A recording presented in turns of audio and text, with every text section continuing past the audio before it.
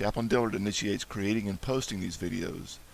Their contents and YouTube's linked videos do not necessarily reflect specific beliefs, practices, requirements, or endorsements of the Department of Defense, its subordinate organizations, or other groups with which Chaplain Dillard is affiliated. Welcome back. In this series, we're going to be looking at the importance of personality in different types of groups and leadership of those groups, whether that be your family, your work team, a social group, whatever, because personality is a reality that affects all relationships. In fact, that's going to be our first point in a moment. Before we get into that, though, let me flash up some references that are scholarly studies of the fact of personality. I'm just going to leave these up there for a second, but you can stop the video if you like and look those up. There are multiple, and some of them are good reads, some of them are hard reads, but they're all scholarly and well documented. The first point that we need to, first question to ask ourselves is, why study personality? And again, as I just mentioned, personality is a reality impacting all relationships, family, work, friendships, and more. If you grew up in a family with more than one sibling, you know this is true. There may be some aspects of personality that were very similar to yours, but there are others that were very different. Some of you were very extroverted, very outgoing, always wanted to be with the crowd. Whether that's a good crowd or a bad crowd is beyond the point. You want to be with people. Others are more introverted. They like to spend time alone or with a smaller group of people. Some are very intuitive. Some are more looking at the facts, not going with their gut, but what does their five senses tell them. Different nuances of relationship. Or different nuances of personality. I remember all four of my children completely different from the womb. Some of them were very animated, some were very laid back, some of them in their first just few months, very inquisitive, some seemed to be more internal. As they grew up, some kind of leaned forward into making decisions, some held back and gathered more information. This is just a reality that we have to deal with. It's not that all people are alike, and that is the bottom line struggle. We tend to look at other people the way we see ourselves, and we assume that they feel or think or respond the ways we do, or worse yet, we believe that they should. And it is just simply a fact that personalities are different, and they do impact our relationships with others. Second point is that personality metrics are descriptive, temporal, and usually regarding four different areas. Now let me take those a piece at a time. Personality metrics, meaning if you go and you take the Myers-Briggs or the Kiersey-Bates or 16 personality types, there are a number of different instruments that can measure, which is what a metric does, it measures, they can measure personality. Those are descriptive. They tell you how you prefer to live. They do not tell you how you should live. And again, we often look at personality and we think this personality is good, that one's bad. This one's helpful, that one's a hindrance. This one is common, that's an abnormality.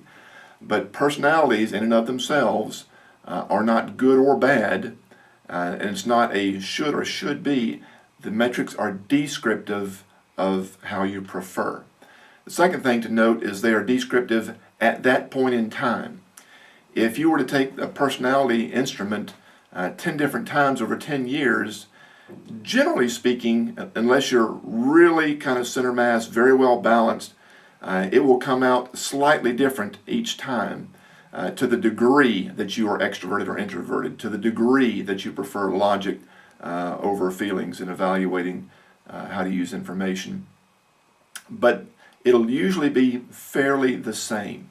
So it measures you now. It doesn't mean that you cannot change or that you should not change if you're living to one far extreme and that's not helpful in your relationships. But it is a point in time now, and it often depends on how you answer the questions at that point. If you're very stressed and you answer them the way you believe others would want you to answer them, that's going to skew your results.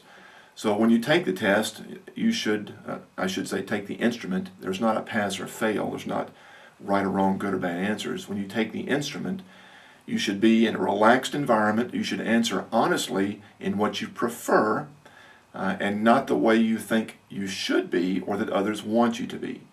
Thirdly, on the same point, it generally measures you in 4 different areas, and we're going to come to those in the next video, but the areas that are most common is what energizes you, how do you prefer to gather information, how do you prefer to evaluate that information, and what do you want to do with that information. We're going to look at that in more detail in a separate video. The next point is that personality traits are exercised, resulting in personal strengths and personal deficits. This is really very self-evident if you, and this is a common exercise in of itself, if you're asked to pick up a pencil and write your name, you're probably going to pick up the pencil with your left or right hand. Now, if you're truly ambidextrous, you could pick it up with both hands and write your name at the same time, and they would be equally clear. But you would have to be truly ambidextrous to do that. Most of us exercise certain parts of our personality just like we exercise certain parts of our body. Most people are right-handed, therefore their right arm is generally stronger than their left arm. If you kick a ball, you usually kick it with your right or left foot. That foot will become stronger and have greater dexterity, greater accuracy than your other foot and leg. The same thing with personality traits. Because we tend to exercise certain traits, we get better at those traits, which means we can benefit our families, our work teams, our friendships with the areas in which we are strong. However, the opposite is true. In the complementary area, and I don't want to say the opposite because it's not really the opposite. In the complementary area, if we're extroverted and we're really good at that, we're not as good at being introverted, being reflective. If we're very good at making decisions, we're not as good at gathering information and waiting to get as much information as we can. The same is true with all the other aspects of personality. So we just need to be aware that, especially in extremes, if we are very strong in our preference for an area of personality, we will be equally deficit in the other direction. A fourth point is that personality traits are rewarded and punished by cultures and by specific experiences. In different types of family cultures, in regional cultures, religious cultures, political cultures, national cultures, corporate cultures, what have you, some aspects of personality are more desirable and will be rewarded. Others are not as desirable in that cultural context and can be punished. They will be punished. And it may be subtle, it may be extreme. If you grow up in different types of culture where being logical is rewarded, then that will be made very prominent in your experience. And over time, you will likely grow in that particular aspect of personality. However, if you have a strong disposition in the other way, toward not being logical, but thinking about the impact on relationships and how that impacts their feelings, not necessarily the same thing as emotion, but how that impacts relationships, there could be a sense of shame and guilt. Why don't I fit in? Why am I not able to be the way they want me to be? And you still have that desire for the other aspect of relationship, but the culture punishes it over time, and so you repress that aspect of your personality. Single pointed experiences can also reward or punish different aspects of our personality. So a promotion in your job, succeeding in a social venue, different types of failures you might experience in a friendship that was very high visibility. Those are not over long periods of time. They may be singular pointed experiences, but can very much influence how willing we are to express that aspect of our personality in the future. So personality is rewarded and punished over the long term in different subcultures and by pointed experiences. Personality dynamics are also often unknown to individuals and their groups. My wife and I had been married for several years before we took the a personality test, and we found out that we are exact opposites. That's very common. It's said that personalities attract, but they don't always live well together, and that was certainly the case with us in the beginning. But once we found out, for example, that I am generally an INTP and she is an ESFJ, and looking at the fact that that is objectively true about her preferences and mine, then we stopped looking at each other like, you're crazy, you're hard to get along with, you just don't want to be a team with me. Then we started to understand, wow, that's how you're wired. This is how your past has shaped you. This is who I have become because of my past.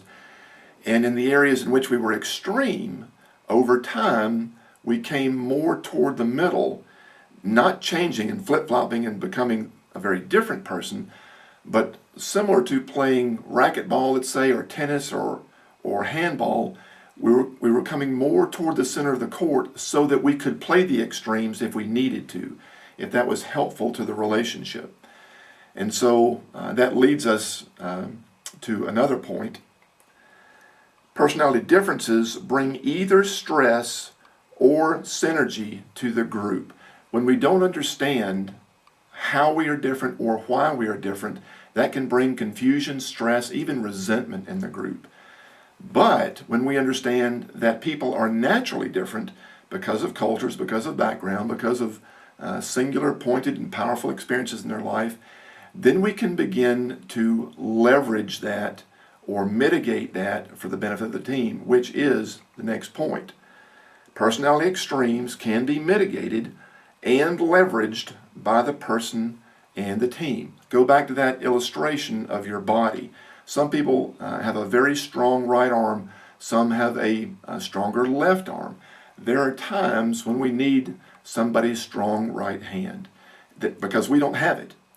We have exercised our left foot and we need a strong right hand, and our deficit being in relationship with them can bring synergy. The two of us together are greater than either of us apart or just the sum of our individual strengths. We can leverage that, not use the other person selfishly for our advantage, but make the most of it for the benefit of the team. We can also mitigate it. If I see that my extreme in any of the four areas is not being helpful, over time I can come more toward the center and be comfortable with that because I see the benefit of being able to play the whole court, because life is a court sport in many ways. We live on extremes. We live, or I should say, we live in a spectrum of complementary opposites in different areas. And we will come to that in our next video more as we look at Carl Jung, who was the originator or who popularized the look at personalities and how that affects individual relationships within teams. And I hope you'll join me then.